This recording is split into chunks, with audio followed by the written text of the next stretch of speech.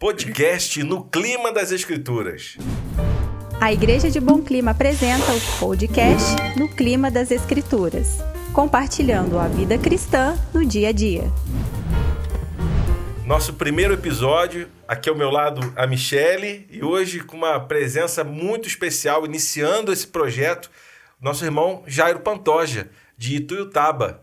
Ele veio aqui para prestigiar o aniversário da União de Treinamento e a gente aproveitou o nosso irmão aí para participar desse projeto, iniciando esse projeto da Casa de Oração de podcast. Número 1. Número 1. Que Deus nos abençoe. Seja bem-vindo, irmão. Muito bom, que seja o primeiro de muitos, né? Amém. É isso aí. E aí, Jairo? Joia, obrigado pelo convite. Um prazer muito grande estar aqui com vocês nessa primeira edição, participando desse tempo, e eu espero que esse nosso momento seja muito especial, edificante, que possa realmente falar o nosso coração, esse bate-papo. Legal. Acho que tem muitas histórias aí que a gente vai querer conhecer da sua vida. A gente que fica vendo assim os obreiros, né, Michele? Sim. Viajando, eu acompanho o Jairo lá no WhatsApp. Essa semana eu tô indo para Brasília, essa semana eu tô indo para Minas. Poder conhecer um pouquinho mais da sua história vai ser algo interessante para nós, né, Michele? A gente recebeu ele aqui na conferência missionária, né? E isso fez com que a gente estreitasse mais, né, a nossa amizade, a nossa aproximação como irmãos em Cristo, né? E ele sempre manda os relatóriozinhos também, recebo no WhatsApp, manda mensagens do dia lá, às vezes eu compartilho até com o pessoal lá de casa, né? São muito edificantes, assim, para a nossa vida. E eu acho que o objetivo desse podcast, né, no clima das Escrituras, é que a gente possa fazer com que as Escrituras façam parte do nosso dia a dia, né? E que a gente possa, através da vida, né, das pessoas que vêm aqui, possamos mostrar como que é viver mesmo a vida de cristão. Como é que é a vida diária de um ser humano, mas que serve a Cristo, né? Como que Deus pode agir na nossa vida, como Ele se manifesta. Eu acho que o intuito desses nossos encontros aqui serão esses, né? E aí a gente já tem aqui umas perguntinhas para fazer para o irmão. Não sei se o Rodolfo quer começar, se ele quer falar alguma coisa. Não, acho que é isso aí. A Michele falou uma coisa que me chamou a atenção, já. A gente fica... Às vezes a gente olha um irmão que é obreiro, né? Como um super-herói, né? Ela usou a expressão ali como ser humano. Ser humano. Todos nós somos obreiros em potencial para o Senhor, né? A gente até fala da cosmovisão cristã, né? Que todos nós temos uma vida só, que tem que ser vivida para a glória de Deus. Mas a gente vê um irmão que está, de fato, ali...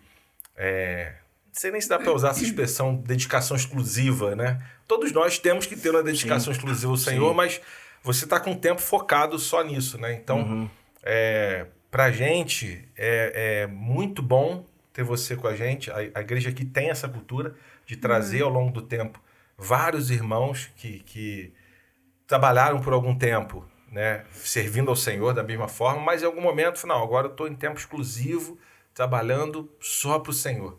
Isso é importante também. E a gente fica super curioso, né? De saber, né, Rodolfo? Para saber como que é a vida desse irmão, né? O dia a dia dele, né? Bom, a gente não falou, mas, né, o Jairo é casado com a irmã Lídia, pai do Matheus e do Jairo Júnior, né? Seus filhos têm 19 e 22 anos. Exatamente. E ele reside lá em Ituiutaba, Minas, meu estado do coração.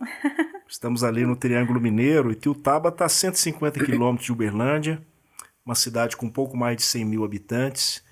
Estamos residindo ali desde 2017 e cooperando com os irmãos naquela região e também nas cidades, né?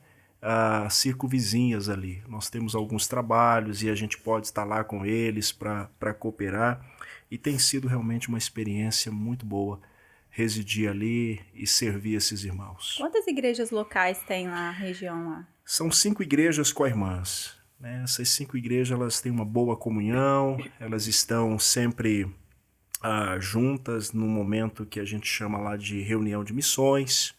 É o segundo sábado de cada mês.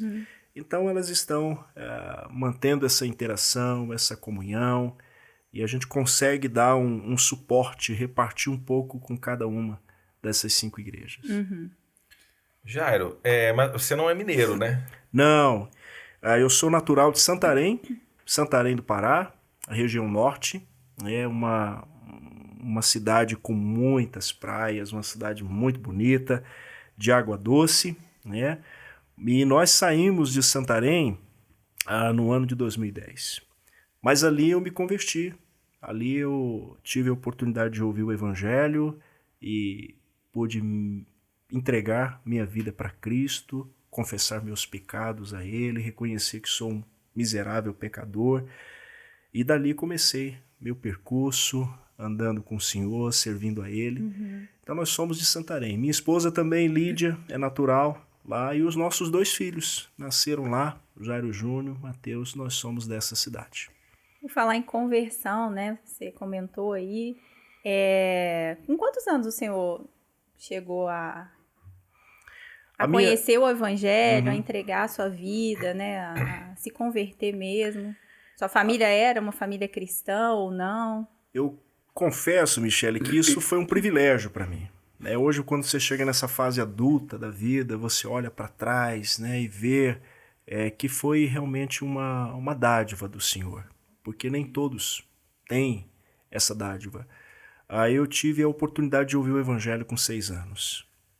Nós morávamos em frente a uma igreja, era só atravessar a rua, e meu pai não era convertido, mas ele olha para aquele lugar e vê naquele lugar a possibilidade de que a gente adentre lá e aquilo seria benéfico para todos nós. Uma família de 10 irmãos, naquele momento, e ele falou, todos vocês vão para ali.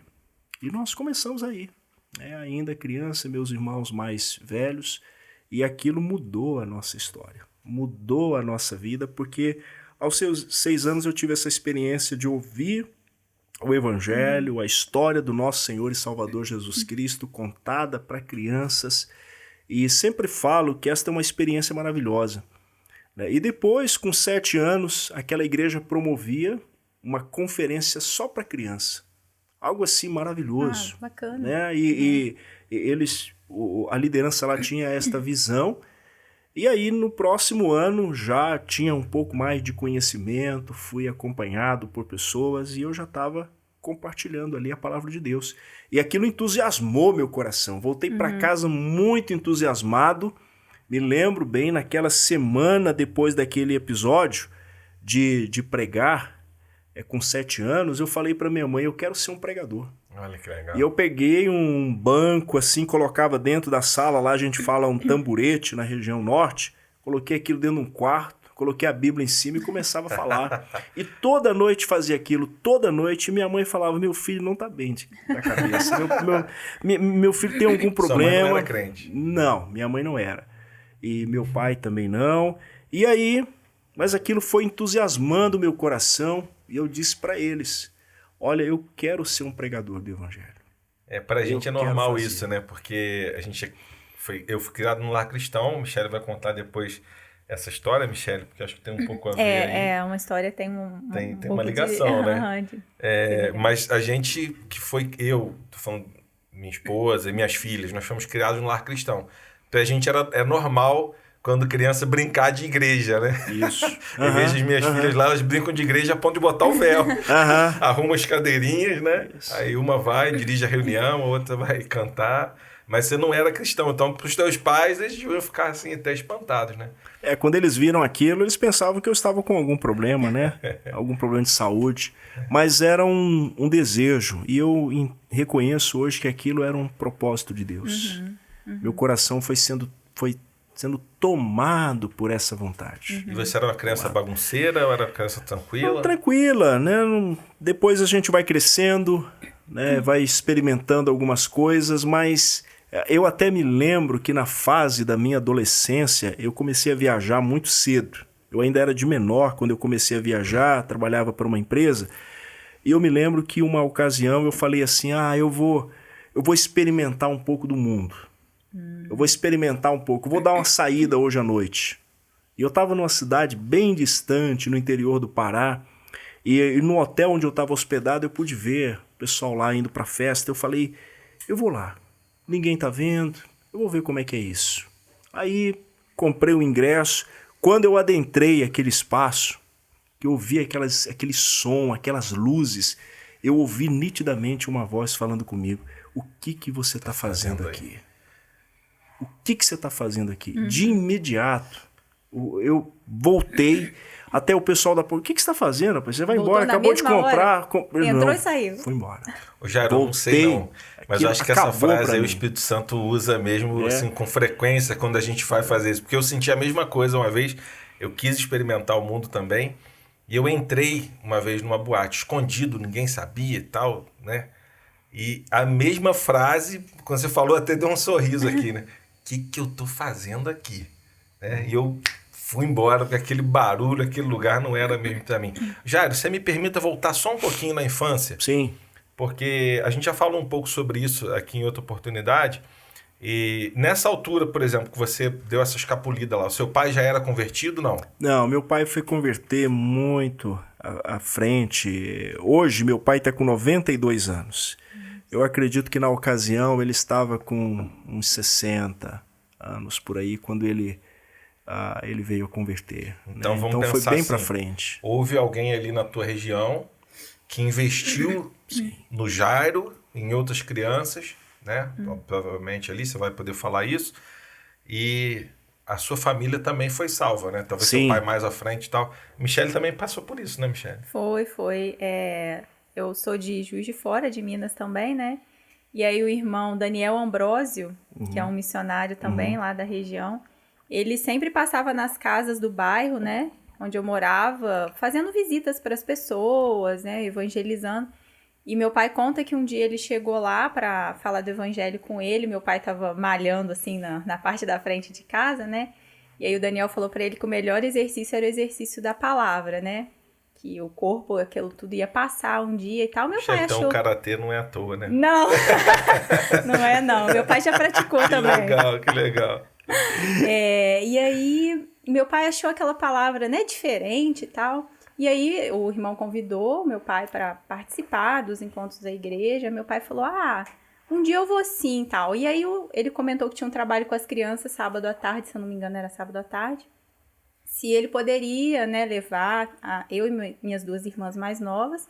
E aí o meu pai concordou e esse irmão e a esposa passaram a buscar a gente toda semana e a gente passou a frequentar essa escola bíblica para crianças, né? E ali, assim, eu me encontrei, eu ouvia falar de Jesus porque nós éramos católicos, né? A gente até ia à missa todo domingo, meu pai buscava de uma certa forma, assim, ele tinha sede de conhecer a Deus e ele buscava, né?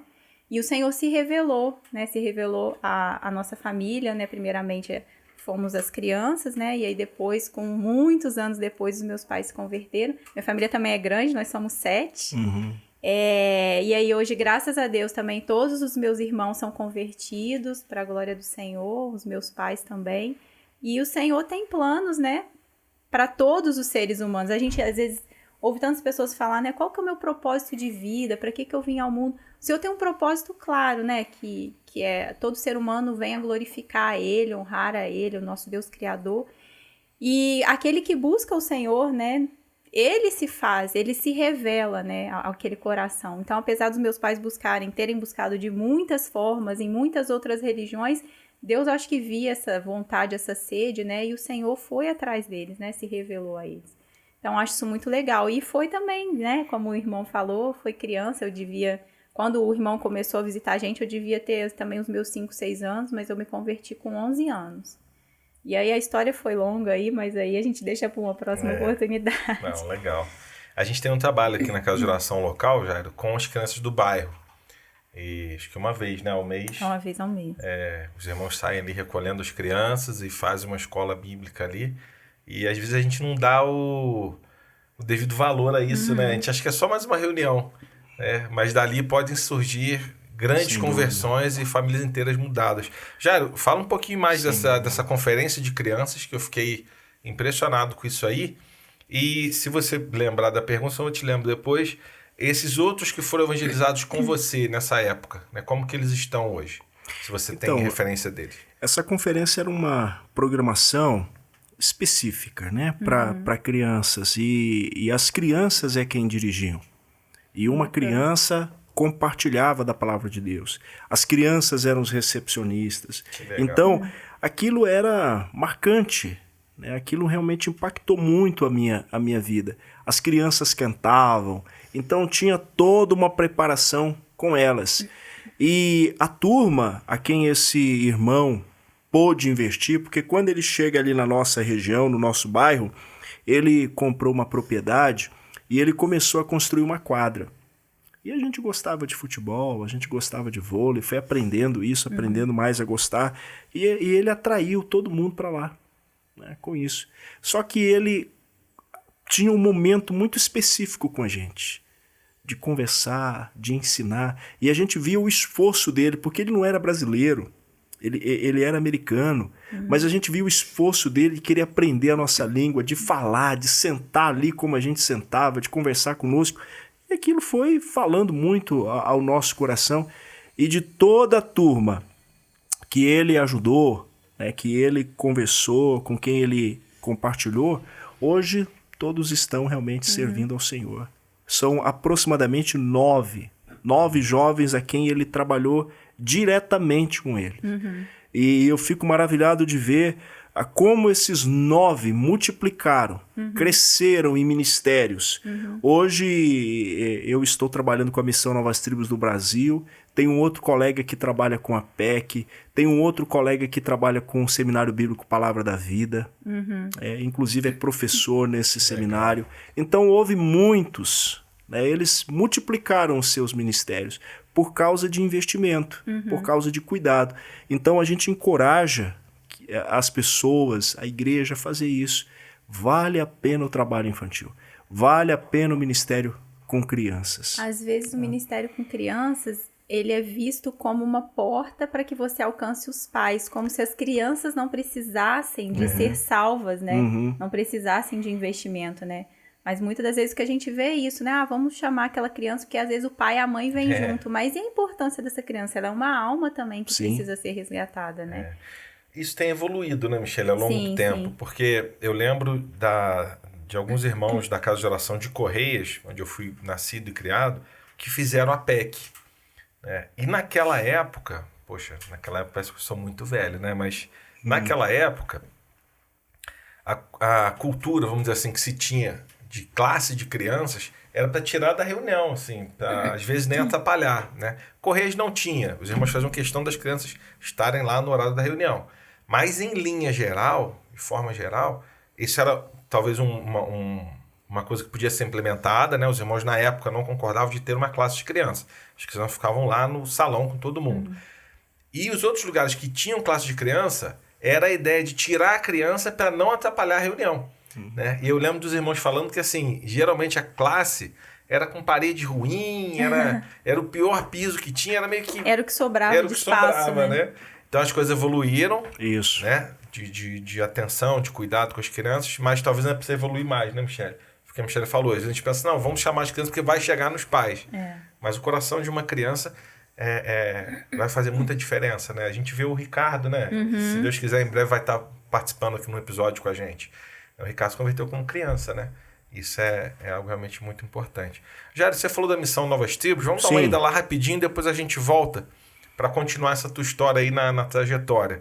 Hoje, qual é a tua participação na Missão Novas Tribos do Brasil? Lídia, minha esposa e eu, nós somos missionários da missão. O nosso ministério tem sido a parte de divulgação. Representar a missão, falar das necessidades, falar dos desafios. E é um braço, né, da Missão Novas Tribos muito importante. Por quê? Grande parte das igrejas não conhece o trabalho.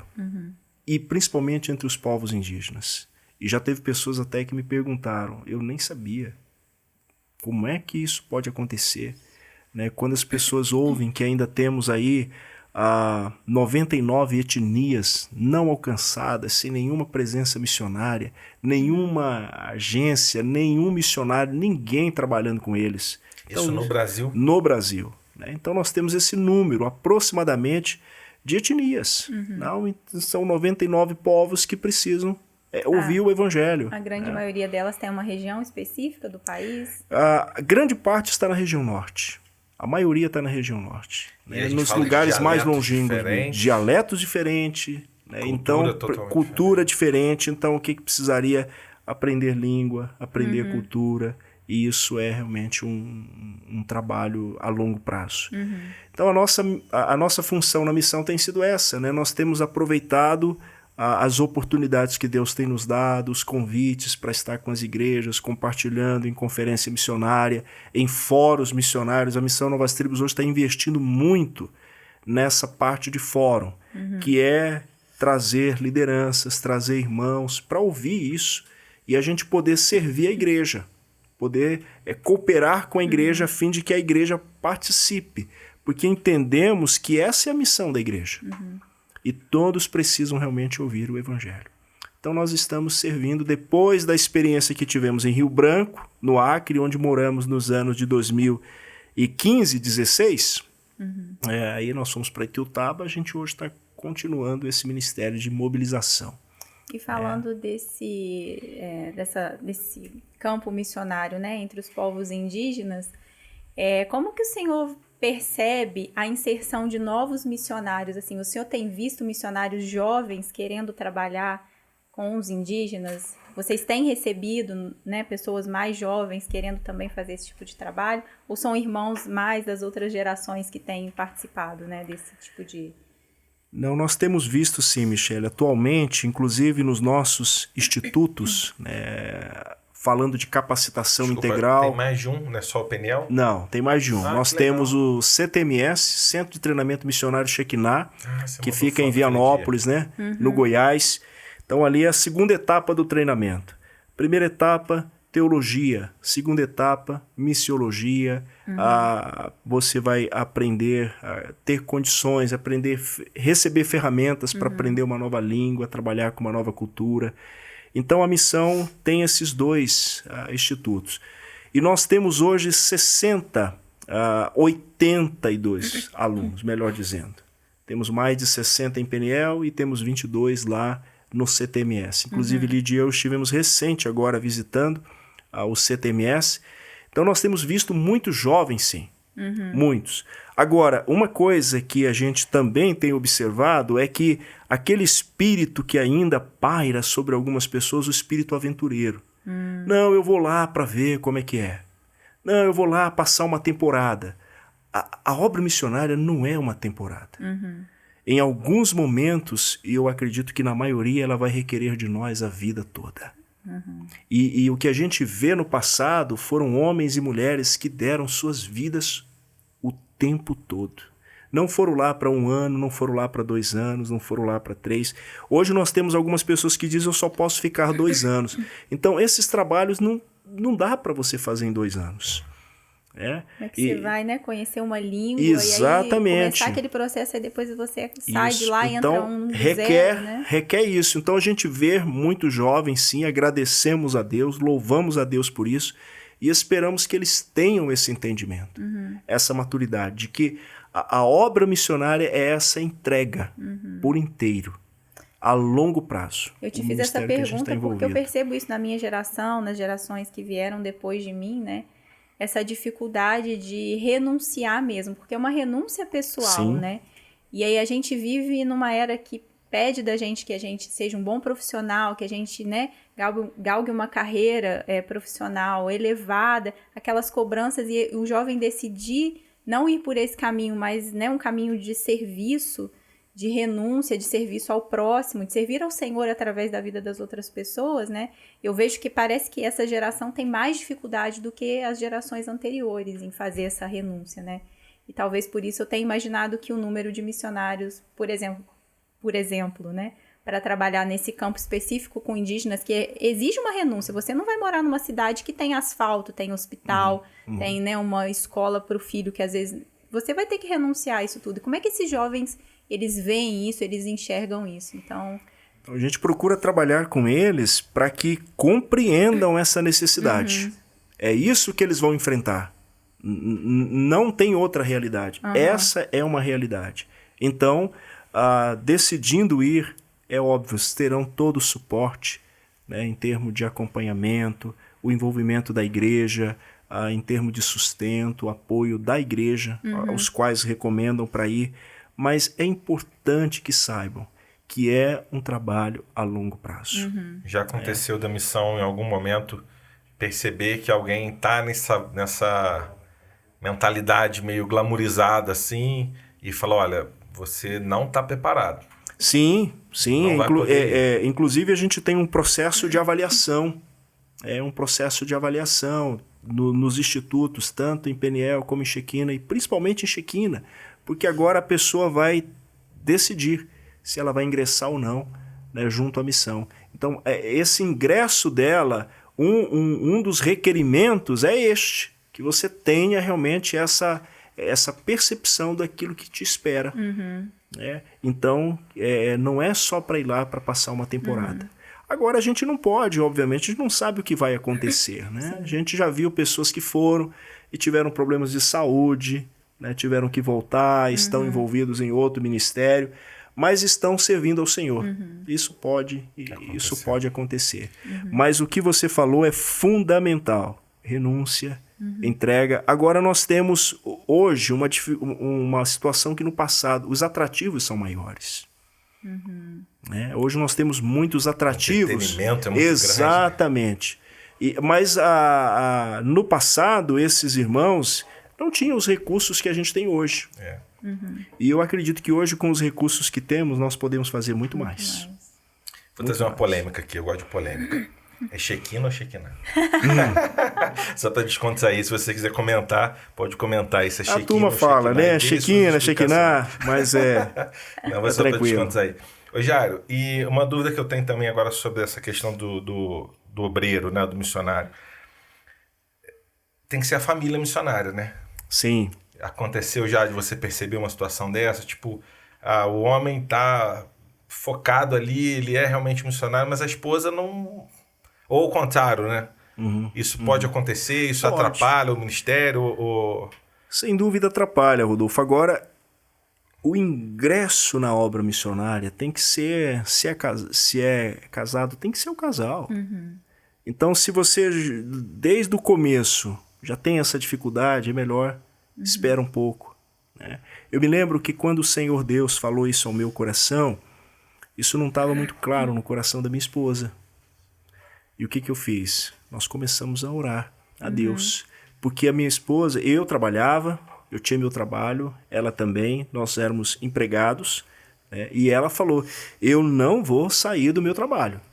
De forma alguma. Para viver desta maneira, eu não penso nisso não. E coloquei aquilo diante de Deus em oração. Então, o senhor recebeu esse chamado para essa parte de missões, o senhor já era casado? Já estava casado, mas desde o começo, quando casamos, eu falei para a Lídia que tinha essa vontade, esse desejo de poder dedicar mais tempo.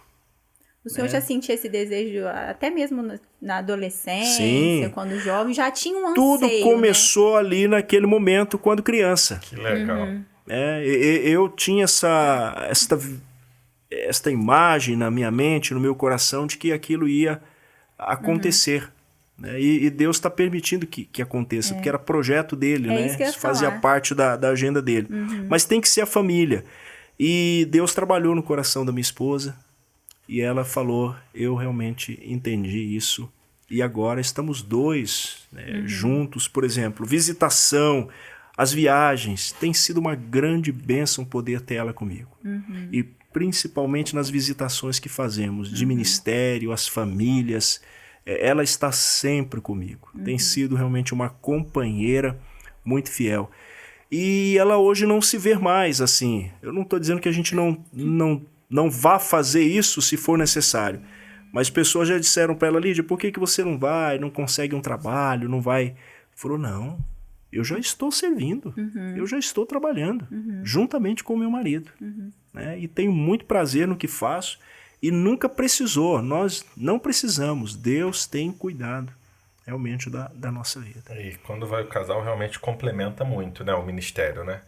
Dá um bojo de atendimento, vamos dizer assim, muito maior, né? Sem dúvida. Você vai até com mais segurança para falar de alguns assuntos, né? De alguma situação. Jairo, eu queria voltar um pouquinho, então, já que a gente fez a pergunta de quanto você fez o seminário, parece que já nasceu missionário desde pequeno, né? Você já sentiu o chamado, talvez, ali quando criança, Mas você comentou, você trabalhou em outra coisa e tal, mas você já tinha uma atuação na igreja local? Você já exercia liderança? Sim, eu já estava atuando. E uma coisa que a gente compartilha isso, ninguém pode se envolver com a obra missionária, seja ela pastoral, seja ela transcultural, se não estiver envolvido com a igreja local. Legal. Precisa estar, deve estar, é necessário que esteja. Eu me lembro de algumas pessoas que chegaram para mim e falaram assim: Jairo, eu queria ir para o treinamento missionário, eu quero fazer isso. E eu pergunto, como é que está o seu envolvimento com a igreja? Não, mas precisa. Você precisa voltar lá, você precisa gastar um tempo, você precisa conviver com esses irmãos. Então isso aconteceu comigo. Eu tive a oportunidade, o privilégio de atuar por quase 15 anos como presbítero da igreja. Mas eu não cheguei lá entrando no presbitério. Eu cheguei lá como membro e comecei o meu percurso juntamente com eles. Mas muito envolvido, né? Atuante na vida mesmo, no cotidiano da igreja. Não era de domingo a domingo. Eu conhecia a minha igreja, eu conheço as pessoas, eu conheço a liderança. Uma das coisas que me chama a atenção hoje é os irmãos que não se conhecem. Eles estão no mesmo ambiente, mas não sabem. E a gente não está falando de igreja de 2.000 pessoas. Não, estamos falando de igreja pequena.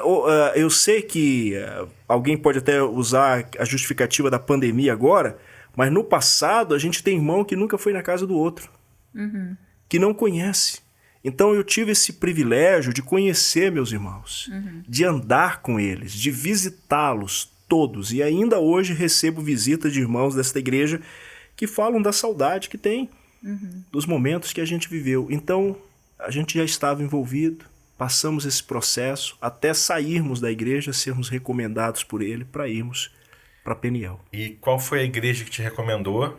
E se você já a idade que você foi, pelo menos a idade aproximada ali, que você foi reconhecido como presbítero? Eu acredito que tinha uns de 20 a 22 anos. Né? Eu precisaria consultar um pouquinho essa data, mas foi muito novo. Foi bem jovem. Foi bem jovem, né? Os irmãos viam realmente, e a gente precisa levar isto a sério. Era uma grande responsabilidade. E eu não me arrependo, digo para vocês. Se tivesse que fazer de novo, eu faria tudo de novo. É óbvio que faria diferente.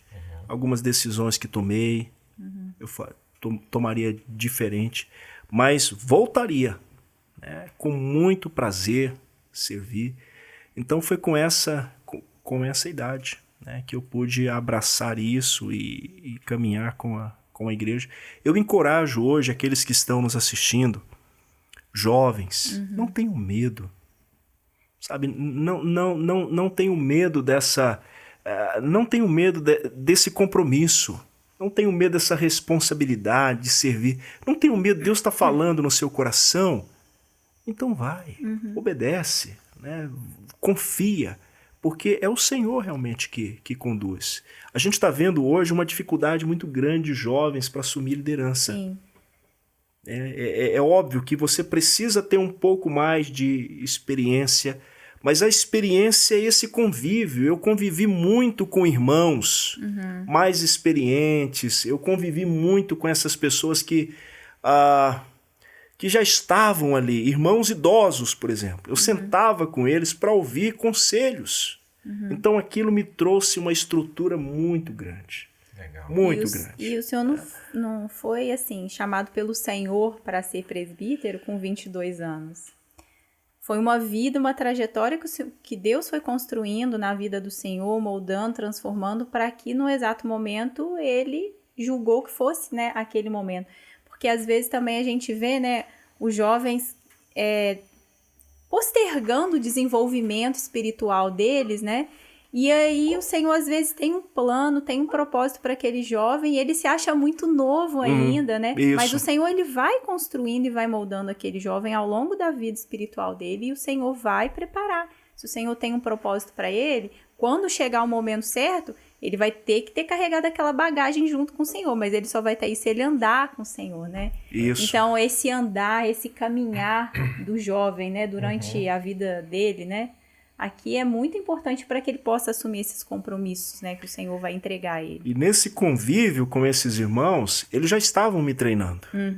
Porque quando chegou a hora de falar para a igreja do reconhecimento, eu me lembro que teve irmãos que falaram assim, eu até pensei que ele já era. Por quê? Porque você já está envolvido, você já está trabalhando, né? Desenvolvendo, né? Então os irmãos logo, eu imaginei que era, não, agora vai ser uma coisa mais oficial, né? Tem que registrar isso. Isso é algo que me chama muita atenção no meio dos irmãos, quando isso acontece assim na perfeição, vamos dizer assim, né? No melhor sentido da palavra, a gente não é perfeito, claro que não, né? Mas no ideal daquilo que a gente pensa como liderança de igreja, né? Que é exatamente isso, é ser reconhecido, né? Não, mas, já era mesmo para mim, né? Porque o irmão já exercia essa atividade, né? Isso é algo muito interessante, porque você não foi nomeado para exercer, né? Você já trabalhava, já estava na atividade e os irmãos reconheceram. Isso foi na igreja em Santarém? Em Santarém. E depois de Santarém, quando a gente foi recomendado lá e fomos para Peniel, quando a gente precisou ir para o Acre, a igreja lá já estava com uma outra liderança em Santarém, e quem nos recomendou para o ministério assim, de tempo integral, podemos dizer assim, foi a igreja de Brasília. Uma igreja de Brasília fez isso, né? Ela preparou essa carta, pelo convívio que tinha conosco, pela maneira como já nos apoiavam financeiramente, porque uma coisa importante na vida de um obreiro também é ter esta igreja suporte. Sim. É ter esta igreja que não é só o suporte financeiro, mas o suporte em oração, o suporte em pastoreio, em cuidado. Porque não é só enviar oferta, é cuidar dessa família. Então eu louvo muito a Deus que Ele preparou isso, levantou pessoas, e hoje a gente tem irmãos que fazem isso, né, que estão nos acompanhando, que estão pastoreando a nossa vida, acompanhando o nosso relacionamento conjugal, porque a gente não está aí solto. E tem mais, esta ideia, logo no início do nosso bate-papo, essa ideia de que você é um super, que você não precisa, isto é furado. Todos nós carecemos de ajuda. Todos nós carecemos de cuidado. E todos nós precisamos também de um tempo de descanso, de refrigério. Eu vejo Jesus cuidando dos discípulos nesse aspecto. Então a gente precisa lembrar disto e não esperar que as pessoas tenham problemas para a gente cuidar delas. A gente vai trabalhar a prevenção. Sempre falo, se tá bom, continua. E quanto mais apoio tiver, mais oração, mais pastoreio, mais aconselhamento, sem dúvida, os frutos serão ainda mais. Jairo, aprofundando essa questão que você está mencionando agora, a gente tem percebido que assim, alguns obreiros, eles têm, com a ótima intenção, obviamente, trabalhado muito para o Senhor, e às vezes isso está se tornando até causando, né, uma estafa nesses irmãos, e às vezes até uma sensação de que está sozinho no fronte de batalha, né? Será que a gente não precisava também, como igrejas locais, né, ou como igreja local, e esses irmãos também buscarem esse apoio, né? Tipo, organizar essa vida missionária, essa vida integral? Porque tem perfis e perfis, né? Às vezes a gente tem uma pessoa que no trabalho, ele é aquilo que o pessoal chama de workaholic, né? Que trabalha muito, muito, muito, e ele vive bem com aquele jeito e tal, mas às vezes ele tá fazendo mal a todo um contexto familiar ali, mas para ele tá tudo bem, ele tá achando que tá ótimo, né? Será que isso pode acontecer com um obreiro, por exemplo, que se envolve demasiadamente, né? Claro, ele precisa se envolver, assim como alguém precisa trabalhar, mas ele precisa buscar esse equilíbrio, né? Do envolvimento, da atenção com a família, da atenção com os filhos. E assim, eu acho que isso vale para um obreiro que está em tempo integral longe da sua cidade, ou talvez alguém que exerce até uma liderança numa igreja local, enfim, de qualquer forma, né? Pegando isso aí que você estava falando, eu estava assistindo essa semana também um podcast do Palavra e Família, do David Mack. E aí eles estavam falando, né, o casal, justamente sobre essa questão da família, né, do missionário. Porque geralmente quando isso acontece com o missionário, né, dele se doar demais às vezes e esquecer de cuidar também da família dele, a família sofre, né? Sim. E esse irmão estava falando, né, esse casal falando que como os filhos dele, né, Deus, né, isso tudo é Deus, nada aqui que a gente está falando é obra humana, né, nenhuma capacidade nossa, porque a gente sabe que a gente é falho. Mas eles viam Deus trabalhando nisso, porque todos os filhos dele, eles tiveram muitos filhos, né, conseguiam ver na obra missionária deles o amor a Deus, o amor a Cristo, o amor à obra. Então, eles nunca enxergavam aquilo que os pais faziam como algo pesado, que tirava os pais de dentro de casa, porque eles conseguiam também manter aquele tempo de qualidade com os filhos, né? E eu acho que, né, dentro do que você estava falando, talvez a maior dificuldade desses irmãos, que às vezes não conseguem administrar muito bem o tempo deles, né? Talvez seja o prejuízo que eles vão deixar para a família deles, né? Sim. E aí eu queria que o senhor contasse talvez da experiência, de como foi para os seus filhos, para sua esposa, né? O trabalho de vocês, como é que o senhor lidava com isso? Eu já precisei ser corrigido e continuo, porque tem alguns momentos que eu extrapolo. Eu tenho um ritmo de trabalho e gosto do que faço, por exemplo, viagens. Eu sempre digo que chegará um momento que eu não terei mais o mesmo vigor que eu tenho hoje. Então eu queria fazer tudo, quero fazer tudo. Quero visitar, quero estar junto com os meus irmãos, quero encorajar, quero pregar, mas eu preciso entender que que você precisa parar para ter um tempo de refrigério.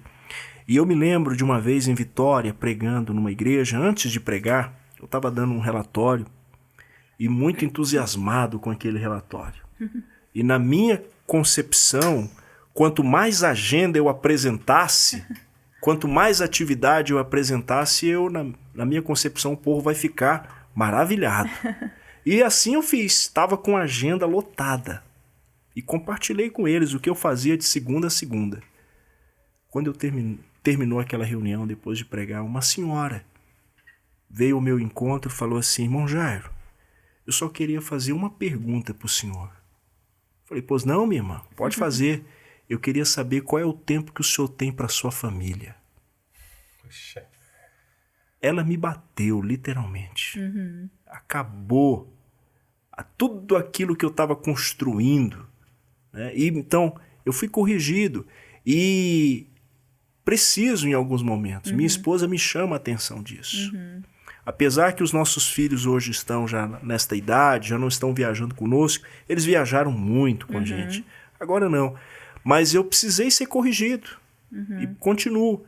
Porque senão você adentra mesmo para esse espaço, né, de tanto trabalho. E uma outra área que te afeta é a vida devocional.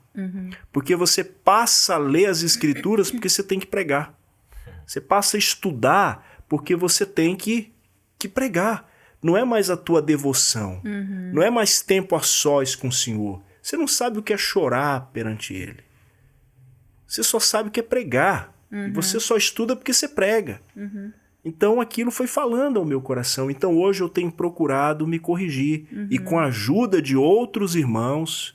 Por isso que envolve a questão de prestação de conta.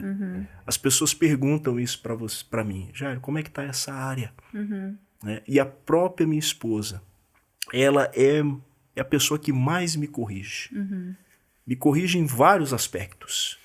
Né? E eu até compartilho uma situação com vocês. Eu me lembro de um dia tão entusiasmado depois de pregar. E no meu coração falei: rapaz, hoje eu trouxe uma mensagem daquelas. Aí eu cheguei para ela e falei assim: e aí, o que você achou da mensagem? Ela olhou para mim e falou assim: vai orar mais, irmão. Nossa! Sabe? Aquilo, ela me falou: vai orar, para com isso. Não pensa dessa maneira, porque isso vai te levar à queda, à ruína. Nós não podemos deixar de depender de Deus. A gente depende dele. E o recurso que nós temos é a oração. E uma coisa que a gente tem cultivado, Lid e eu, a nossa agenda mudou por causa da questão do nosso filho, que está hoje prestando serviço militar, mas a gente tem procurado orar junto. Nos ajoelharmos mesmo, literalmente, para orar. para a gente poder ler a Bíblia junto, orar junto, porque somos nós dois nesse ministério, não é só eu, é ela junto. Então, um recurso que nós temos é a oração. E se a gente não tiver em harmonia ali, as outras coisas não vão fluir. O Jairo Júnior e o Mateus já confessam a Cristo como Salvador. Sim. Porque isso é uma coisa que a gente percebe acontecer, né? O inimigo das nossas almas, ele é sagaz, né? A palavra de Deus já fala isso. Então, às vezes, o inimigo não vai conseguir pegar a tua vida. Porque você é uma pessoa que está ali servindo o Senhor, você está tão envolvido ali que ele não vai chegar. Claro, pode chegar e tudo, mas ele às vezes vai no filho, né? E aí, se falta essa vida de devoção diária, isso não só para um obreiro, para todos os crentes, né? Mas como a gente está falando desse contexto aqui de missionários, de obreiros, isso tem um grande perigo de acontecer, né? Sim. Dele não dedicar esse tempo, não ter essa organização de vida. Então, essa é a pergunta que eu queria fazer aquela hora, de tipo, você acha que tem mais essa necessidade dos obreiros sentarem, não, eu preciso me organizar.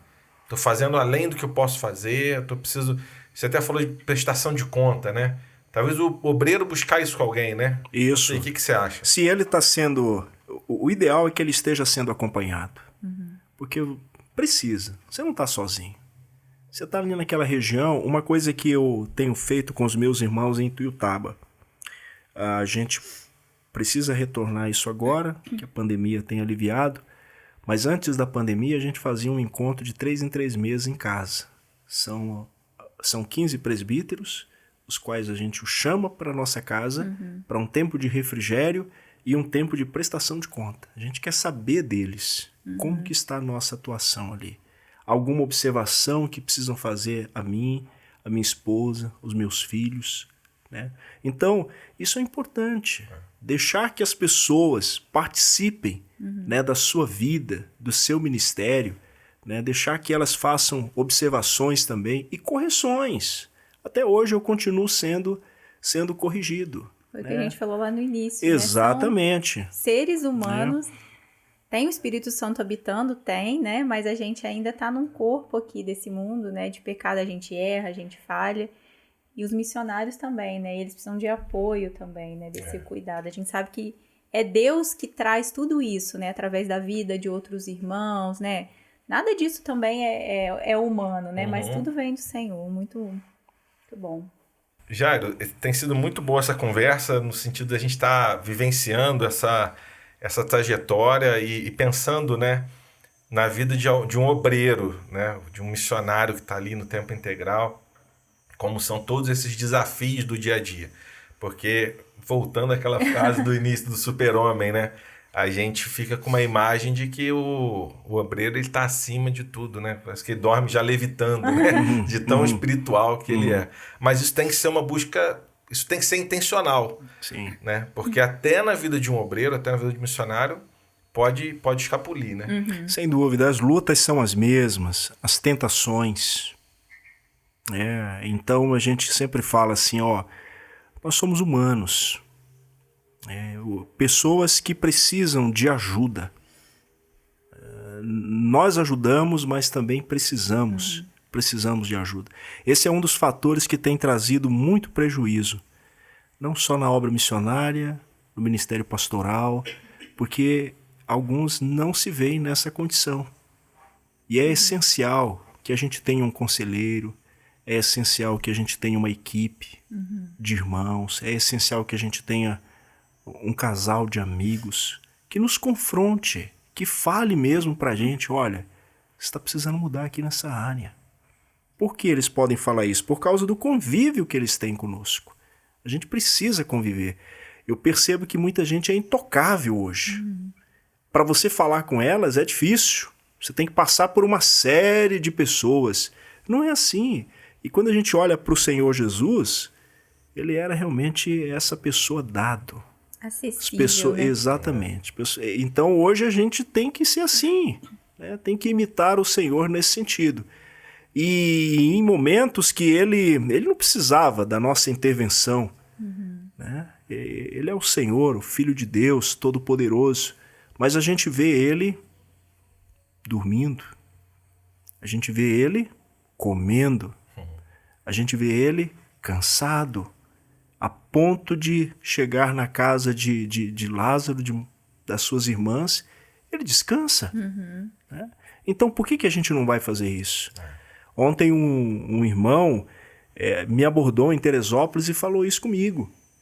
Me ofereceu a casa dele, me ofereceu o apartamento dele, falou assim, irmão Jairo, o senhor está precisando. O senhor está precisando. E eu quero te oferecer isso, eu quero que o senhor tire uns dias. Né? Isso faz parte. Faz parte para que a gente faça o percurso ainda melhor. Eu li um livro que fala sobre andando com um tanque vazio, do Ine Cordeiro. Tem muita gente que está andando com um tanque vazio e não sabe. E haja colocar combustível e não resolve. Haja tirar férias e volta mais cansado ainda. Porque é um problema isso. Ontem eu estava conversando com alguém e dizia para ela assim, tem pessoas que falar em congregar para ela é um tédio. Falar em igreja para ela, por quê? O camarada está tão cansado, com tantos problemas, e quando a gente olha para Davi, era diferente. Davi, vamos à casa do Senhor. Ele se alegra. Hoje, para algumas pessoas, a gente não tem visto isso. Então, o meu conselho aí, o que eu quero deixar para aqueles que estão realmente nos assistindo, gente, seja o ministério que você estiver envolvido, né? Procure alguém, busque ajuda, permita que as pessoas te corrijam, abre espaço para isso, porque você será bem-aventurado. Né? Bem, se você está gostando desse podcast, primeiro episódio do podcast No Clima das Escrituras, compartilhe com mais pessoas. A gente quer abençoar a vida dos irmãos com esse material. A intenção aqui é promover a glória de Deus, baseado aqui no clima das Escrituras. Jairão, a gente não falou desse assunto previamente, mas enquanto você falava, ele me veio aqui e eu vou te fazer a pergunta.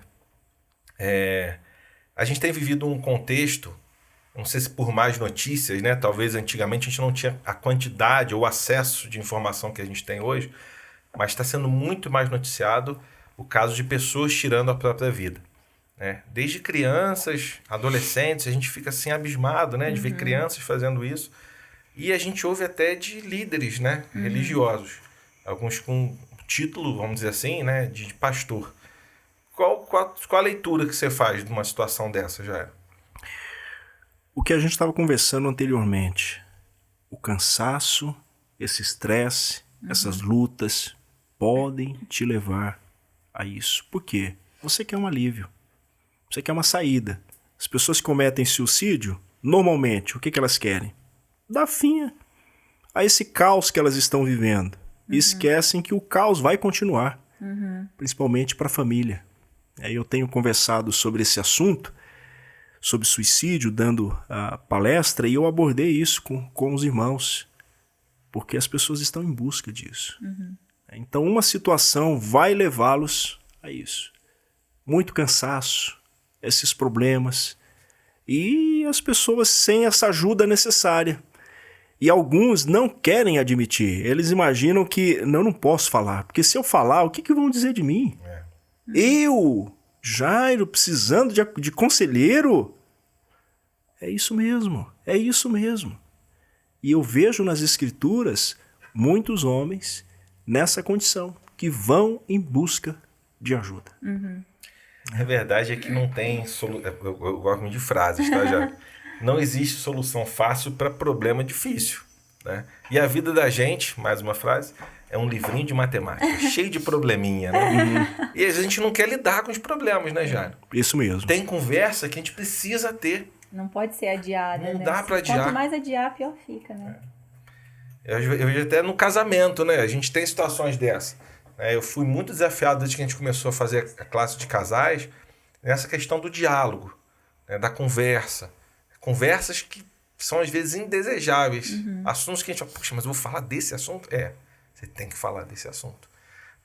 Jairão, eu queria entrar agora em umas experiências aí que você passou, que você conheceu, né, pela tua trajetória de vida, e ficou uma pulguinha aqui atrás da orelha, que você começou a contar a história lá da tua adolescência, Você viu dos altos montes uma festa, foi participar da festa e falou, não, peraí, o que eu tô fazendo aqui? Qual foi a conclusão dessa história, Gerão? Eu retornei e ouvi nitidamente aquela voz, o que você está fazendo? Voltei e falei com o Senhor, Senhor, me perdoe. Agora, isto não significa que você não vai ter mais problemas, vontades, desejos, né? E aquilo ainda continuou. Por exemplo, nós tínhamos um grupo de amigos na igreja mesmo, nós éramos 8, inseparáveis.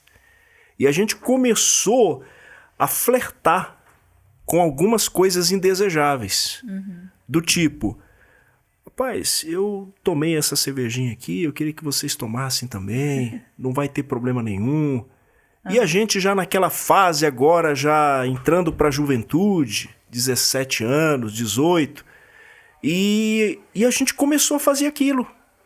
Por exemplo, chegava sábado à noite, terminava a nossa reunião de jovens, a gente ia para um lugar, né, e que a gente imaginava que ninguém estava vendo a gente, só nós ali, aqueles 8 camaradas, e de repente alguém pedia, a gente começava a tomar, sem nenhum problema.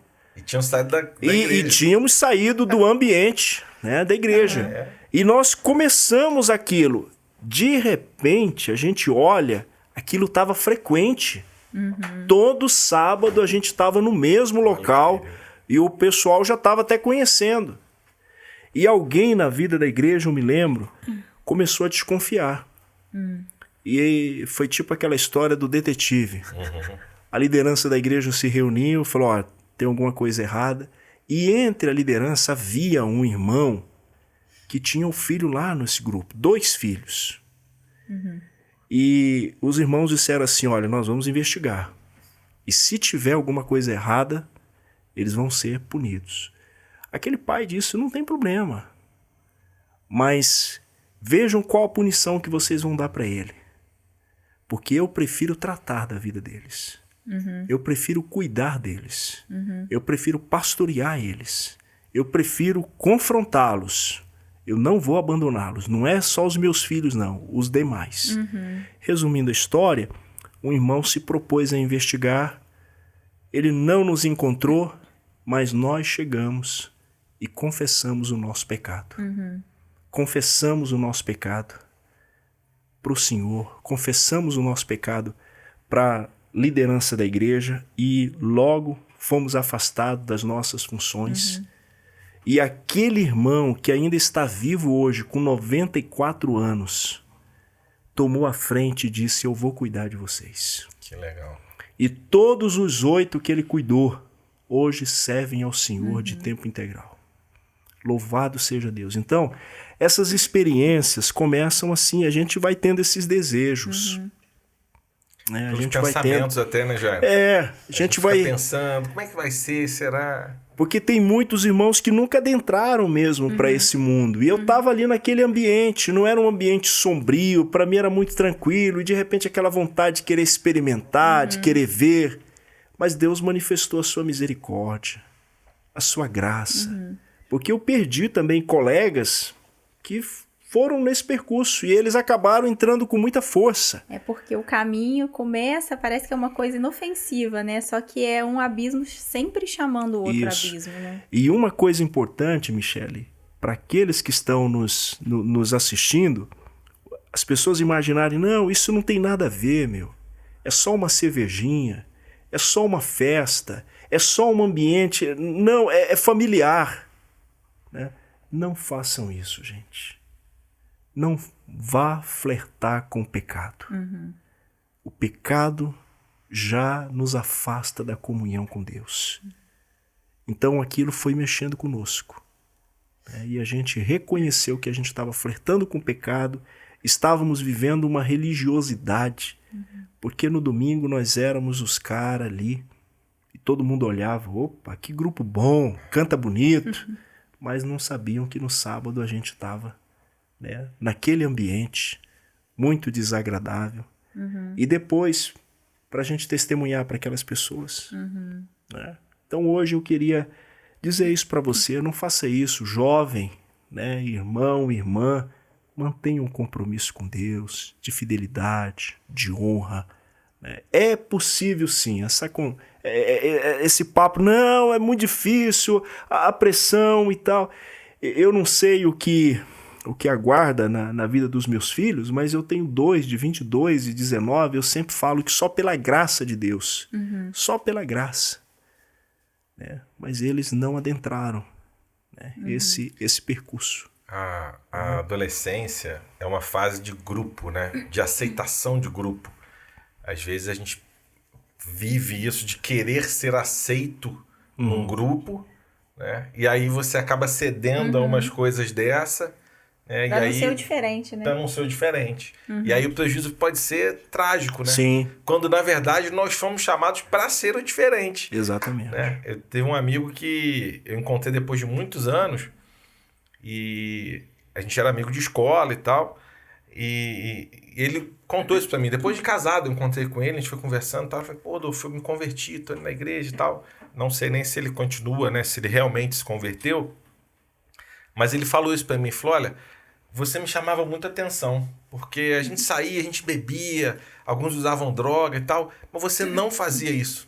E sempre foi muito brincalhão, muito engraçado. Então eu falei, poxa, por que esse cara consegue ser assim e não usa droga, né? Não usa bebida nem nada, né? A gente tem que ter força, acho que essa é a mensagem aí para quem tá ouvindo a gente, talvez os mais novos, né? A gente tem que ter força para ser diferente, a gente foi chamado para ser diferente mesmo. E no mundo que a gente está vivendo hoje, está sendo até glamourizado ser diferente. As minorias estão gritando muito alto, né? Talvez mais alto até do que a maioria. Estão fazendo um barulho enorme. Vamos fazer o nosso barulho para a nossa vida. Fomos chamados para ser diferente. Eu sou diferente, sim. Né? Que seja uma bênção e seja para a glória de Deus, né? E eu acho que a gente podia puxar o fio aí dessa experiência interessante do irmão, que dentro da obra missionária mesmo, né, o senhor trabalhando, tem alguma experiência marcante que o senhor tenha tido de provisão de Deus para uma situação muito difícil, assim, você, assim, seja uma história que o senhor carrega, assim, que gosta até de contar? A gente tem essas experiências com Deus, né? E qual seria um desses momentos na vida do senhor? Mas a gente viveu uma experiência do naufrágio, toda a família. Foi um momento muito dolorido. Eu imaginei que eu perderia meus filhos e minha esposa. Nós estávamos voltando de uma viagem missionária na região lá onde o meu sogro e minha sogra moram, no interior do Pará. E naquele dia ele já havia deixado um grupo, meus sobrinhos, que eram adultos, já tinha deixado numa vila, porque lá nessa vila a gente pega o barco para ir para Santarém, 8 horas de viagem. Nossa. E da casa deles para aquela vila daria uns 40 minutos. Um barco pequeno, um motor que a gente chama lá a rabeta. E ele foi de manhã, deixou todo mundo tranquilo, e quando foi à tarde ele falou, Jairo, eu vou deixar você para tarde com a tua família, que é bem mais tranquilo. Aí assim nós fomos. Era umas 3 horas da tarde, quando a gente começou a fazer a travessia, e de repente ele falou assim, olha, Jairo, tira um pouco de água aqui atrás, né? Que eu olhei, tinha um pouquinho de água. É comum entrar, mas não naquela proporção que estava. Aí a minha esposa falou, não, deixa que eu vou tirar que fica melhor. E a minha esposa foi tirar. E nisso, de repente, aquelas ondas vieram e eu lembro de pegar o meu filho menor, o Mateus, e tentar segurá-lo, mas não consegui. Ainda que eu saiba nadar, mas se alguém disser para mim segurar alguma coisa, eu já tenho dificuldade. Eu gosto de nadar sem nada. E aí eu tava segurando ele, depois meu sogro pegou ele, né, e o maior foi pro pescoço da minha esposa. E os dois foram afundando. Meu pai. E aí perdemos, né, tudo que tinha ali, e eu vi minha esposa indo embora. Mas no momento que a gente estava atravessando, eu observei que tinha um pescador muito longe, mas ele estava muito longe da gente. E naquele momento do naufrágio, que eu vi a Lídia indo embora, tentando segurar o Mateus, meu sogro, o motor caiu, afundou, a canoa emborcou, a gente usa essa expressão, ela seria o nosso suporte, a gente ia ficar segurando nela ali, e como ficamos, só que eu vi minha esposa indo embora. Eu falei, e agora? O que aconteceu? E ela mesmo conta que descendo mesmo, ela viu aquele clarão embaixo, né? Tava uma tarde bem ensolarada, mas ela pensou que não voltaria mais. Mas Deus, por sua graça e misericórdia, a trouxe de volta. E nisto que ela veio, ela pediu pro meu filho, segura nesta bolsa de viagem, que ela vai demorar ainda para afundar, para poder aliviar meu pescoço. E assim ele fez. E a gente ficou ali e de repente eu vi o pescador se aproximando, mas foi muito rápido. Eu tenho dito que aquele momento foi uma intervenção divina. Somente o Senhor para fazer aquilo. Ninguém mais. Aquele pescador chegou e eu disse, eu preciso colocar meus filhos aí dentro. E ele falou, não, tudo bem, mas olha, com muito cuidado, porque senão nós vamos afundar aqui também. E aí eu coloquei os 2 meninos lá. E isso tudo acontecendo naquele momento ali. A minha sogra que estava na margem viu na hora que a gente naufragou, foi buscar ajuda. Demorou 45 minutos para o pessoal chegar para nos dar socorro. E depois de ter colocado os meus filhos naquela canoa, eu falei, eu preciso colocar minha esposa. Ele falou, não vai dar certo. Não tem condições. Era uma canoa mesmo de madeira, pequena, muito pequena. E só o Senhor. Eu peguei a Lídia e coloquei ela lá, com a ajuda do meu sogro. Ela ficou, ela estava desacordada já, né? E ficou ali. E ficamos esperando 45 minutos. Aí chegou, depois que chegou um barco maior, nós entramos, começamos a ir atrás de algumas coisas que a gente conseguiu encontrar ainda no rio. Mas em meio àquele momento todo, o meu filho mais novo, Mateus, disse assim, papai, nós vamos morrer? E eu aí olhei para ele e falei assim, meu filho, se Deus ainda tem um plano para a nossa vida, Ele vai nos livrar. Agora, se Ele não tiver. E o meu sogro estava arrasado, porque ele iria se sentir culpado por tudo que aconteceu. Por negligência, não sei, lá não se usa colete salva-vida, não precisou, e aconteceu uma fatalidade dessa.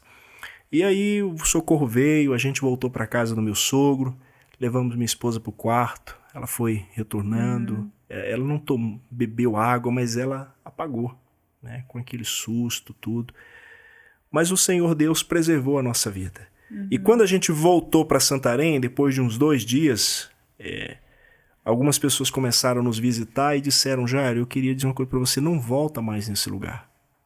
Teus filhos não vão querer mais, não dá certo, você não pode mais viajar assim. E de repente, um dia lá em casa, eles estavam pequenos ainda, os meninos, eu ouvi um barulho lá no banheiro. Pega lá, vai lá, deixa aqui, não, deixa que eu te pego, não, agora eu te coloco. Então, eu fui lá, os 2 estavam brincando no banheiro, dentro de uma banheira de plástico. Eles estavam encenando como foi o naufrágio. Não, eu vou te colocar lá, não. E eles não ficaram com traumas. Quantos anos, mais ou menos? Eu acho que o Mateus tinha uns 4 anos, por aí. O Jairinho estava com 6, provavelmente, né? Então, eles eram pequenos e estavam brincando com aquilo. Eles não ficaram com trauma e voltamos lá. Então, essa foi uma experiência de Deus preservar a nossa vida. E no decorrer da obra missionária, a gente tem visto Deus prover as nossas necessidades. Eu sempre falo que é para Ele com quem a gente tem que compartilhar. Mas antes disso, como que Deus provê? Eu tinha um trabalho. Minha esposa trabalhava. E agora? Como é que vai ser? Mas eu já estava tão envolvido com as atividades da igreja que chegou o momento que eu falei, não dá mais para conciliar. Aí eu escrevi uma carta. Escrevi uma carta como se fosse uma carta de demissão. E fui levar. Pedi até para uma colega advogada escrever essa carta. Porque eu ainda queria pegar. Né? Assim, eu queria ser demitido, mas não queria perder o que tinha. Queria que eles entendessem isso e pudessem me pagar os direitos. E quando eu levei a carta, eles olharam para a carta e falaram, não, você está pedindo demissão. Nós vamos te demitir. Você vai perder tudo. Eu falei, não, mas não era assim que eu... Mas essa carta está dizendo que você está pedindo demissão para você ir para um seminário, você quer estudar, você é louco. Você está trabalhando? O que está te faltando? Eu falei, não, é que eu quero ir embora.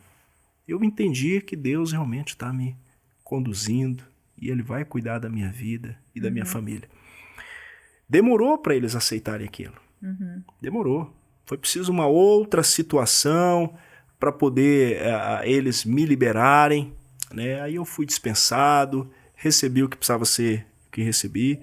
Mas como é que vai ser daqui para frente? Era o que todo mundo questionava.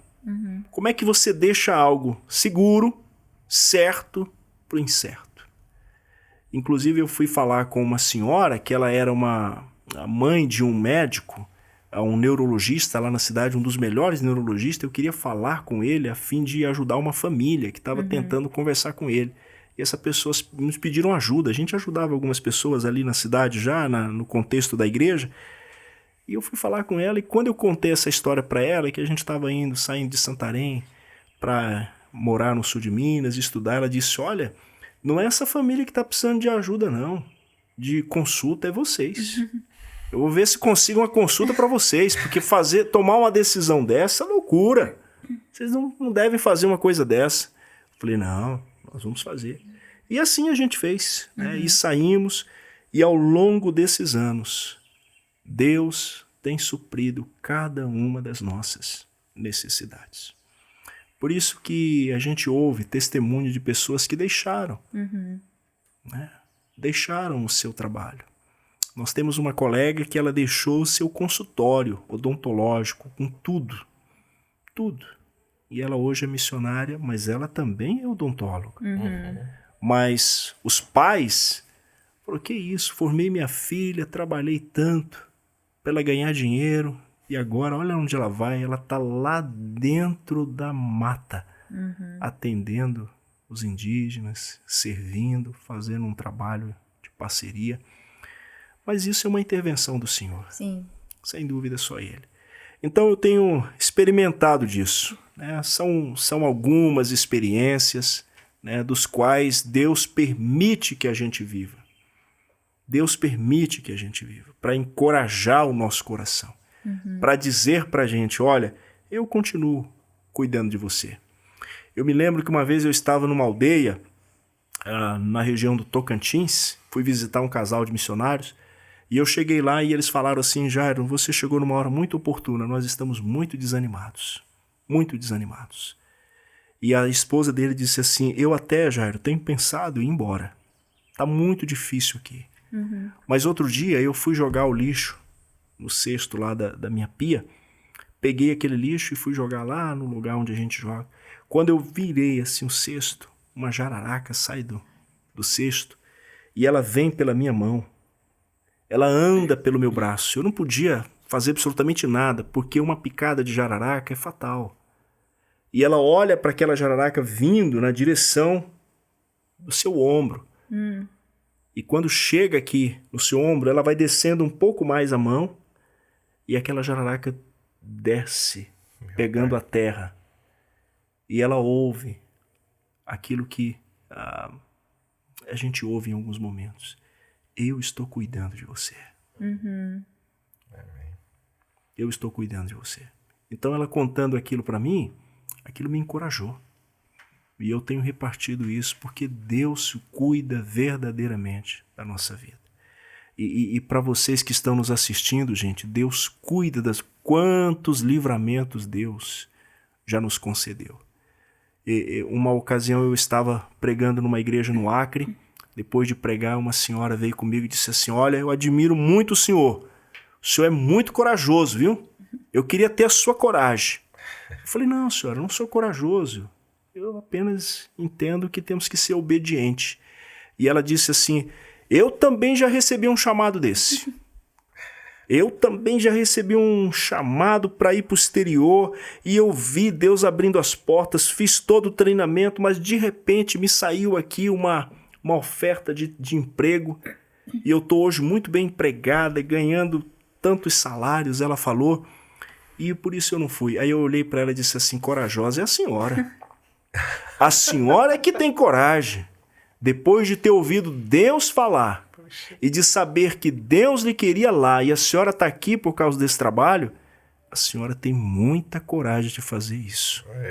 Porque um momento Deus vai lhe chamar para conversar sobre isso. Então, não é questão da gente ter coragem. É olhar para as Escrituras e ver que Deus quer de nós obediência. E uma vez que obedecemos a Ele, Ele cuida né, das nossas vidas. Eu acho legais essas histórias, porque elas não são para engrandecer o Jairo. Quando a gente ouve essas histórias, a gente tem que ter muito essa consciência, né? Isso não é para dizer que o irmão está acima dos outros e tudo. Ou que ele tem um cuidado diferenciado, né? Deus não está olhando para a África porque parou para olhar para o Jairo. Não, primeiro que o nosso Deus é onipresente, onipotente, onipresente. Ele sabe de todas as coisas. E ele pode tudo. Né? Mas, como você falou, isso são para reforçar a nossa fé e a gente poder saber onde a gente está colocando o nosso pé, né? Jairo, tem alguma história que você tenha vivido assim de provisão? Por exemplo, alguma necessidade específica que você precisava de algum valor específico, ou de, não sei o valor, mas, sei lá, de alguma atenção especial em alguma situação, e você, puxa, vou pedir ao Senhor. Isso sim. Foi resolvido? Foi resolvido, sim. Teve uma ocasião em 2012, a gente tem mais algumas experiências, mas essa eu gosto de compartilhar, foi em 2012.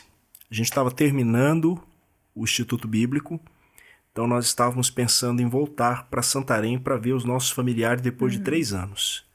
Porque quando nós saímos em 2010, a gente só foi voltar em 2012 para ver papai, mamãe, para ver irmãos, né, a igreja, porque a gente não tinha condições. É uma viagem longa.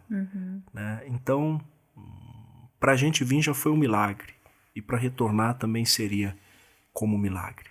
E a gente não falava isso com ninguém, a não ser com o Senhor. Então, em 2012, estamos lá no seminário, última semana de aulas e formatura, aquela correria. Eu recebo uma ligação de um casal da cidade de Jacutinga. Eles eram membros de uma igreja lá, e era uma igreja que eu ajudava. Estava sempre lá com eles ao domingo, ajudava na escola bíblica dominical, dava aula lá para aqueles irmãos. E aquele casal, eles não iam com muita frequência, não. Durante o período que eu morei lá, 3 anos, eu encontrei com ele 2 vezes. Eles não eram de ir com frequência.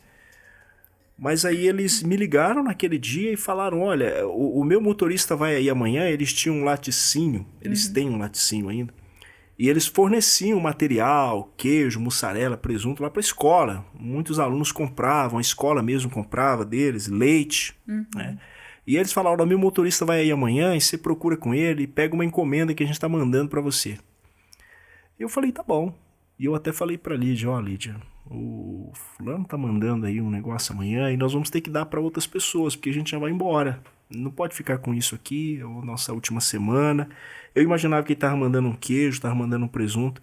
E naqueles dias, a gente estava fazendo o orçamento da viagem de Campinas para Brasília.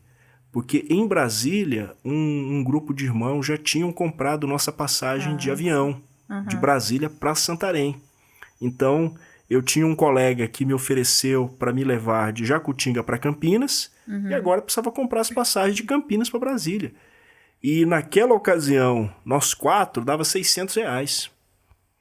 Eu tenho registrado isso lá na minha agenda, em 2012. Estava lá o orçamento, menor preço que nós encontramos, aí marquei lá. Tudo bem, aquele irmão mandou uma encomenda. Quando foi no outro dia, eu fui lá pegar com o motorista. Cheguei lá, ele falou assim, tá aqui, mandou para você. Aí recebi, ainda olhei o envelope, o nome do laticínio correto, tudo bem. Mas estranhei ele me entregar um envelope. Porque eu estava esperando queijo, esperando mussarela, esperando leite. E de repente um envelope. E aí fui para casa e quando eu cheguei lá, chamei a Lídia, os meninos, eu abri o envelope, tinha R$600. E vocês acreditam que até hoje eu não me encontrei com esse camarada? Sério? Não consegui encontrar com ele, porque ele é muito reservado e assim... veio a questão da pandemia, a gente teve mais dificuldade para ir lá em Jacutinga. Das 2 vezes que eu fui lá, não deu para encontrar com ele. E ele não sabe deste episódio. Nossa. Então isso foi em 2012. Então Deus, ele faz isso. Ele move, ele trabalha no coração das pessoas. Inclusive, meus irmãos, de quem ele quer, até de um incrédulo. Sim. Até de um incrédulo. Nós fizemos uma viagem ano passado para Rio Branco, no mês de agosto. Deus levanta um homem incrédulo, mas muito amigo nosso, uma pessoa com quem a gente tem uma aproximação, que ele diz: fiquei sabendo que você está vindo para cá, e fiquei sabendo que você quer me visitar, vai ser um grande prazer te receber, eu quero muito que você venha aqui em casa mesmo. E tem mais, eu vou te ajudar na sua vinda. E ele pagou praticamente 90% da nossa viagem. Legal. Então Deus faz isso. Né? Ele faz isso porque ele é fiel, não é porque a gente merece, mas ele cuida, ele prometeu cuidar. Né? E algumas experiências de provisão. Eu acho que essa vida, para mim, é muito complicado aguardar essa provisão. Né? Tô falando de uma fraqueza que eu tenho, porque eu trabalho com números. Então eu tô acostumado a fazer planilha, projeção. E aí o que acontece é que às vezes na minha planilha, né, Gabriel? Gabriel tá assistindo a gente bota a planilha e projeta ela, fluxo de caixa futuro, né? Aí você já sabe, ó, eu tô em março, em junho vai faltar X. O que eu vou fazer? Aí vem a falta de fé, né? E aí a gente quer fazer as coisas do nosso jeito, né? A gente quer tomar as nossas decisões, e aí depois a gente quebra a cara, às vezes toma prejuízo, aí a gente vai orar, né? Senhor, tem misericórdia, porque eu fiz isso. Eu lembro assim, puxa vida, eu tomei a decisão e agora que eu tô orando. Né? Como que é essa vida de oração, Jairo? Nessas situações, você sente... Isso acho que é de perfil, né? Mas eu te dei o meu perfil. Como é o teu perfil nisso e como é essa tua oração nesses casos? Você consegue ter calma, confiar, vamos esperar? Ou você já cometeu ou já sentiu o desejo de... Não, então eu tenho que fazer isso, fazer aquilo. E eu me cobro já pelo seguinte, né? Vou defender a minha causa. Porque a gente sempre aprendeu o seguinte, não, a sua parte Deus não vai fazer. Você tem que fazer. Ele vai fazer a parte dele. A sua você faça. Né? Então eu me cobro nisso, né? E às vezes é nessa, pensando assim, não, mas isso é minha parte, eu tenho que fazer. E aí é que eu cometo esse deslize. Vocês lembram que eu falei que eu já fui corrigido e continuo sendo corrigido? Minha esposa me corrige muito. Porque como a gente tem tido a oportunidade de orar juntos, é nessas horas que a gente compartilha as nossas necessidades com o Senhor. Então ela sabe, espera. Se eu vou dar um passo de me precipitar, às vezes de falar com alguém acerca de alguma situação, aí já tá saindo fora. E ela quer que aguarde. Né? É importante que a gente aguarde. E às vezes você, como pai, vai vendo os dias se aproximando, como é que vai ser, isso vai acontecer. Então, ela tem me ajudado nesse ponto. Agora, a questão da oração, meu irmão Rodolfo, a gente não pode orar para que Deus, simplesmente para prover nossas necessidades. Eu tenho procurado me corrigir nesse aspecto, porque a oração é um tempo de deleite.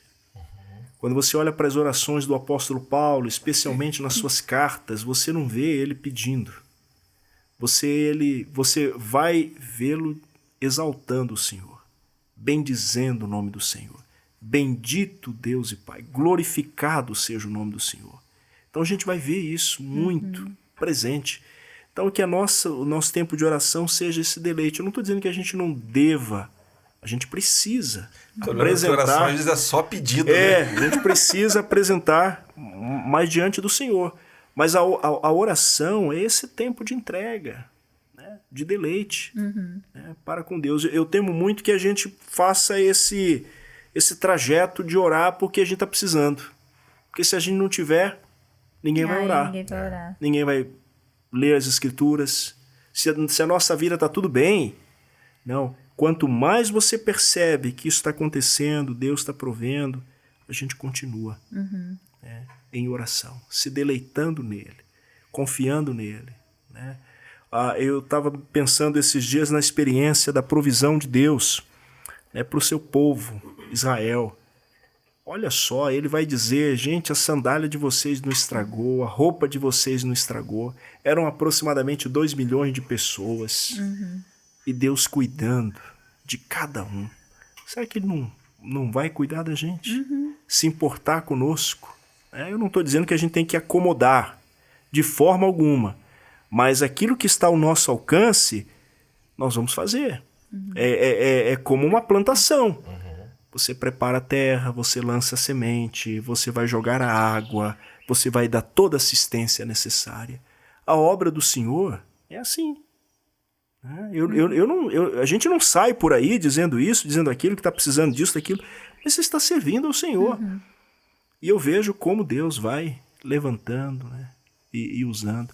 Então eu queria encorajar meus irmãos, aqueles que estão nos assistindo. Gente, vamos a cada dia depender mais do Senhor.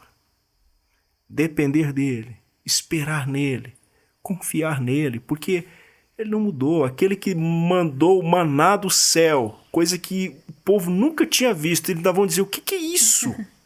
O que é isso? E eles ainda vão mentir, dizendo, lá no Egito a gente tinha carne, a gente tinha comida boa. Mentira! Eles eram escravos. Né? Não havia nada disso, não. Mas é que eles estavam murmurando. E depois que eles experimentaram dessa provisão de Deus, eles viram, olha, como Deus está cuidando da gente. Então, eu sempre falo, a nossa relação com Deus hoje é muito melhor. Muito melhor. E ela precisa se tornar melhor a cada dia. Cada dia. Melhor ainda. A ponto de não trocarmos por nada, por oferta nenhuma. Por oferta nenhuma. Nada me tira mais. Não há nada que me atraia a ponto de negar, de dizer eu vou. Não, de forma alguma. A gente precisa lembrar sempre do exemplo do apóstolo Paulo, que diz, olha, eu considerei tudo como perda. Desde que eu conheci por causa do Senhor. Né? Então é isso. E assim, a gente vai ouvindo essas experiências, né? E pensando na nossa própria vida, né? Eu acho que também um dos objetivos, né, do nosso podcast aqui é encorajar as pessoas a terem as suas próprias experiências com Deus, né? Que essas histórias sejam motivadoras para vocês, encorajadoras, né? Que mantenha a sua fé viva, a sua fé acesa. E que você não conte as histórias apenas dos outros, mas que você possa contar as suas próprias histórias de experiência com Deus, né, Rodolfo? Eu acho que se você sair desse podcast aqui hoje podendo já ter uma experiência para contar com Deus, a gente já alcançou o objetivo, já está bastante feliz. Essa coisa de experiência com Deus é interessante, porque às vezes a gente fica pensando, né? O ser humano é um pouco supersticioso, não consigo falar muito bem as palavras. Mas às vezes a gente acha que essa experiência com Deus vai ser assim, uma nuvem vai abrir, né, e o Senhor vai falar com voz de trovão. Né? A gente precisa ter experiências com Deus nas pequenas coisas, né? No dia a dia. Numa chuva que a gente conseguiu evitar de pegar, nos livramentos que a gente tem diários, às vezes sem nem saber que a gente foi abençoado pelo Senhor. Né? Então eu acho que a gente precisa também tá aberto, né? Você que está ouvindo a gente, pensa nisso, né? Tô falando porque eu também tô aprendendo nesse sentido, e ouvindo o Jairo, a gente fica assim mais até sensível a isso, né? Sim. Vamos ser mais abertos àquilo que o Espírito Santo de Deus já tem feito na nossa vida. Isso. Não fique esperando que vai vir uma mega experiência com Deus. A sua vida já é uma vida, né, Michele? Sim. Diária de experiências com Deus, de livramentos, de bênçãos, de problemas, porque às vezes os problemas nos fazem chegar mais perto de Deus, né? E eu gosto muito da minha mãezinha, ela fala uma frase, qualquer problema que você contar para ela, né? Mãe, poxa, quebrei o braço. Ah, meu filho, mas podia ser muito pior. Tudo na vida podia ter sido muito pior, né? Então, já é um motivo para nós agradecermos. Jairo, estou muito feliz de ter batido esse papo com você. Deixa a Michele fazer mais alguma consideração. Nosso número 1, né, foi bastante proveitoso, assim. Eu consegui crescer bastante aqui. Espero que você que esteja ouvindo também tenha crescido junto com a gente. E esse é o nosso objetivo.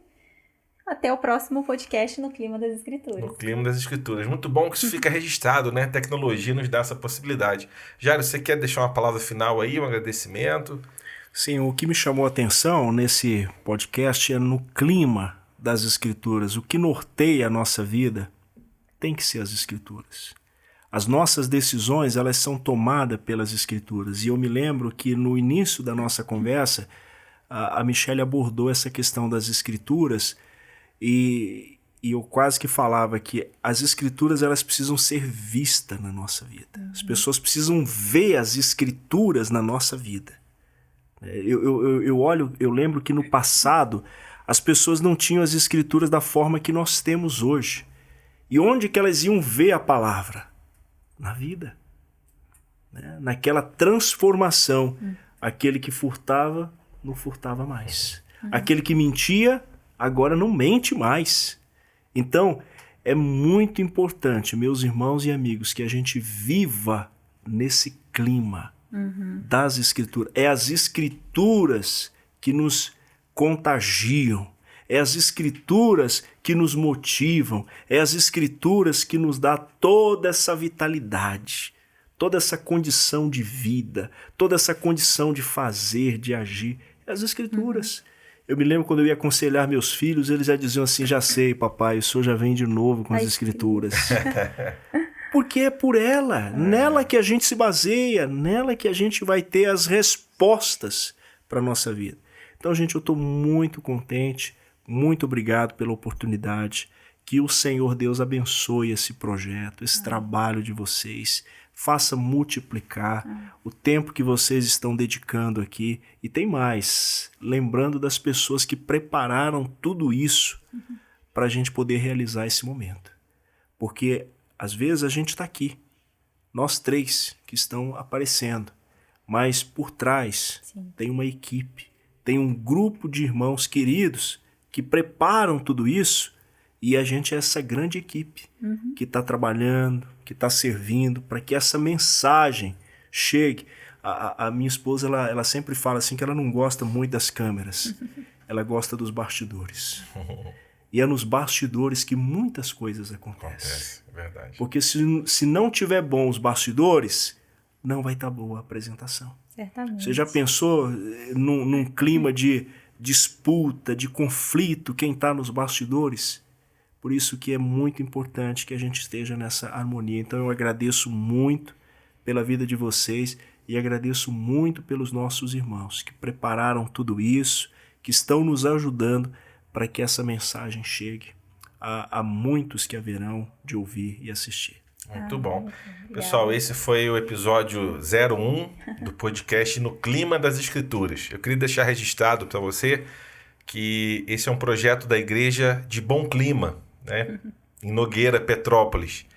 E o irmão que teve essa ideia, a gente costuma dizer que essa ideia não vem do irmão, né, Michelle? Vem do Senhor, né? Alguém ensinou isso pra gente. Você teve uma boa ideia? Não, essa ideia veio do Senhor, sua, né? Não é sua, né? Mas isso foi apresentado na reunião com a liderança, a igreja gostou muito da ideia, então a gente está aqui em nome da igreja que reúne Bom Clima, tendo essa oportunidade de usar esse meio também. E a gente está muito feliz, Jairo, de verdade, de você ter aceitado aí, aproveitando a sua agenda aqui com a gente, tá bom? Michelle, muito obrigado. Tchau, tchau. Pessoal da equipe, muito obrigado, não tem nem o que falar por vocês. Obrigada, gente. Tchau, Até a próxima.